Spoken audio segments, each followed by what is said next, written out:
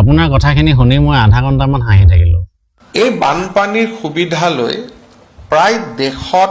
72 ইউটিউবাৰে fund raise কৰি বানপানীৰ সুবিধা লৈ বাপৰে কি হৈছে আজিকালি আপোনাৰ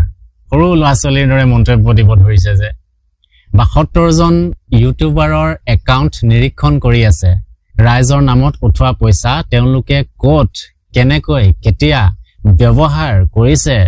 বাপৰে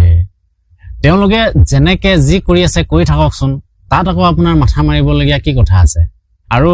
এই সন্মান জনাব বিচাৰিছে ইউটিউবাৰসকলক বহুত ভাল কথা কিন্তু আৰম্ভণিতে সন্দেহৰ আঙুলিটো টোৱাই দিলে বানপানীৰ সুবিধা লৈ ক'ত পইচা কেনেকে ইউজ কৰিছে তেওঁলোকে মই ভাবো আপুনি এইবোৰত সময় নষ্ট নকৰি আপোনাৰ যিটো আচল বিষয় কি হ'ব লাগিছিল আপোনাৰ এতিয়া আচল বিষয় হ'ব লাগিছিল আপোনালোকে যিখিনি ফাণ্ড ৰেইজ কৰিলে তাৰ হিচাপ ৰাজহুৱা কৰক তাৰ হিচাপ ৰাজহুৱা কৰাটো হ'ব লাগিছিল হেতু কৰক না তেতিয়াই ভাল লাগিব আৰু এই ১৫,০০০ টকা বহুতে এতিয়ালৈকে পোৱাই নাই হেবু নিৰীক্ষণ কৰক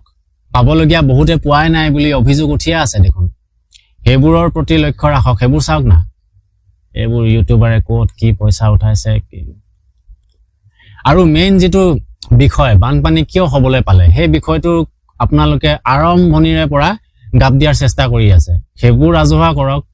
খননৰ কথা কওক সিন্ডিকেট চলি আছে মাফিয়া কেইজনৰ নাম স্পষ্টকৈ উল্লেখ কৰি দিয়ক ৰাইজৰ আগত খোলাখুলিকৈ কৈ দিয়ক স্পষ্টকৈ তেতিয়াই ভাল লাগিব